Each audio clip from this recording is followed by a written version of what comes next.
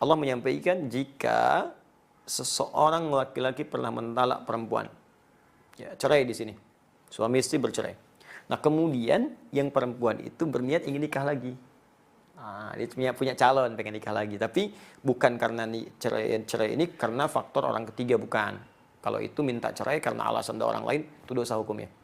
Ingat, orang perempuan yang minta cerai bukan pada hal yang dibenarkan oleh agama, tidak dibenarkan secara syariat, maka diharamkan baginya mencium bau surga. Wa man afsada imra'atan ala zaujiha falaisa minna. Siapa yang merusak hubungan seorang wanita dengan suaminya, maka dia bukan bagian dari kami.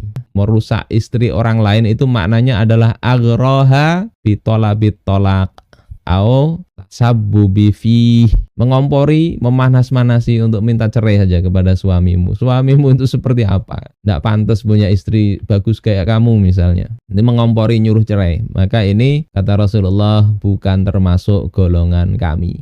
Haram, haram. Baik langsung maupun di Facebook atau di Twitter.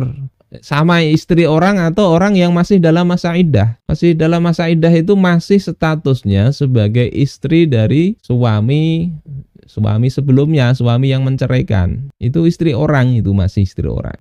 Iddah talak 1, talak 2 itu. Kalau suaminya mau kembali, tinggal dia bilang aku rujuk kepada engkau.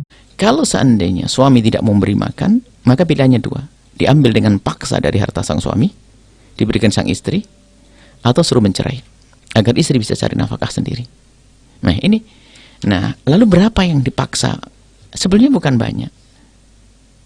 Itu hanya 2 mud untuk makan saja, sama pakaian secukupnya, bukan berlebihan.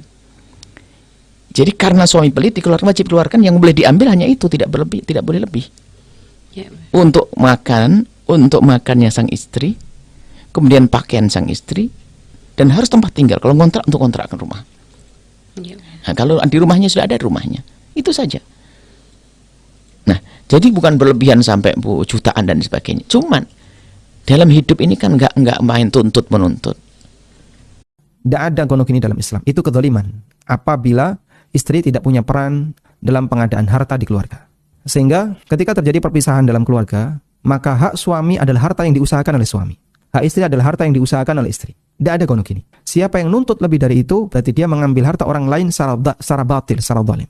Dan Allah Subhanahu wa taala mengatakan, janganlah kalian makan harta orang lain secara zalim. Lalu kalian angkat itu kepada hakim, kepada qadhi untuk dimenangkan. Kemudian ketika menang, kalian bisa makan harta orang lain secara zalim padahal kalian tahu kalian tidak berhak.